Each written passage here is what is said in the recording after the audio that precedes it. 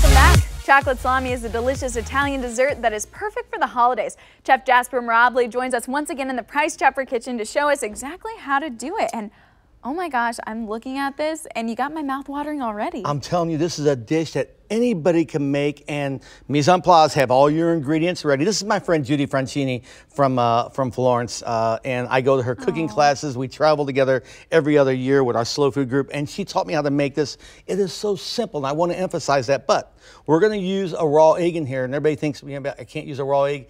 It has been coddled.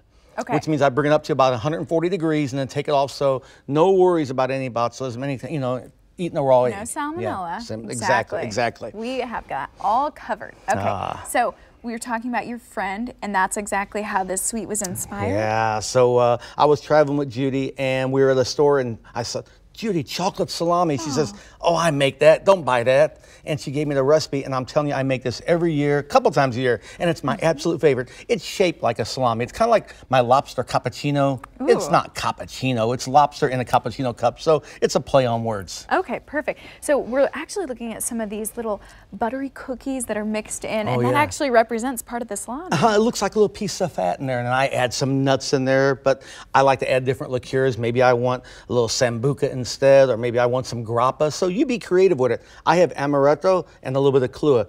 Do you know what amaretto is made of? Well, I think I got a spoiler alert beforehand, but what's it actually made of? A lot of people think it's almonds, right? Okay.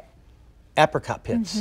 So, and it's just slow cooked, you know, and aged, but it's so simple. So let's get started with this. Okay. You're gonna have some melted butter and some sugar, and I want you to make this into a batter along with these eggs that have been coddled. And so it just looks like an egg, like a cake batter. Okay, and then do you actually have some measurements, or you kind of just No, this is all measured. The recipe's online also for y'all. Okay, this is one thing. With pastries, I have to measure. Yes, you do. Yeah, you can't want it to have the actual taste that you want it to have. Exactly. This almost smells like a batter. At this point, we're going to add some cocoa. Okay. And mix that a little bit. Fold it in. Now it's going to start getting thick, and that's good. Now it really looks like a chocolate batter. Okay, and then we were looking at the buttery cookies earlier. So what type of buttery cookie do you recommend? So I like just plain butter cookies. Seriously, if you want to, you can get some grandma's cookies. You know, it really doesn't matter. But there's some out there like Lorna Doones that are very good here. It's not an advertisement for them, but you asked me. And then also, you know, if you want to just buy what's the ones, Nilla wafers? Oh, vanilla wafers? Yeah, just put those in there too. That's my brother Sam's favorite. So it's a nice throwback to childhood. And be creative. If you can't have you know, nuts, or someone can't have any nuts, don't worry about that. Take it out. I like to put the nuts in there. Okay. I fold in the cookies. The cookies, fold them in last. Just a touch. Okay. Of vanilla. A pinch of salt for flavor. The salt will bring out all the flavor.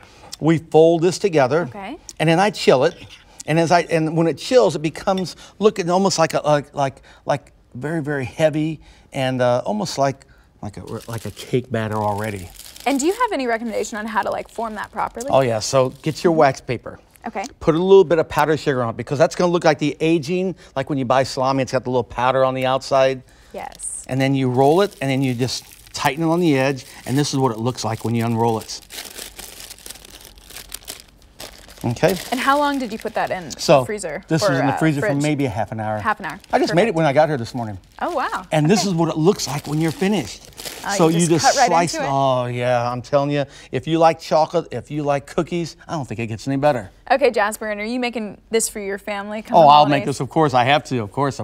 Along with many other things. What are the other Italian sweets? You know, we do, well, of course, you have the panettone, which is the bread pudding. Oh, and that's made from, you know, Italian bread. Farm to Market has the local one, which is fantastic. You could do the French toast with that also in the morning. Panforte is very, very similar with chocolate and almonds, but it's a little harder, so that's always a favorite. Cannolis, come on, peppermint mocha cannolis. I can't leave here without talking about cannolis. I know, on Christmas. this man introduced the whole National Cannoli Day. That's right, so we gotta talk about it. exactly. Okay, so I'm gonna actually go and try this. I hope I didn't ruin the display. No, I'm gonna have a piece with you too. It came out good. You taste the liqueur? Oh, you can, and it's so sweet. Jasper, thank you. Oh, thank you. Merry Christmas to you and your family. Merry Christmas. Thank you. Bill?